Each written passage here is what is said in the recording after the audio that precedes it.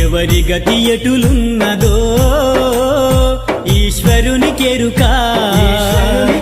ఎవరికి విధముగా జరుగునో పరమాత్మకెరుక ఎవరి గతి ఎటులున్నదో ఈశ్వరునికెరుక ఎవరికి విధముగా జరుగునో పరమాత్మకెరుక ఎవరి స్థితి ఎటులున్నదో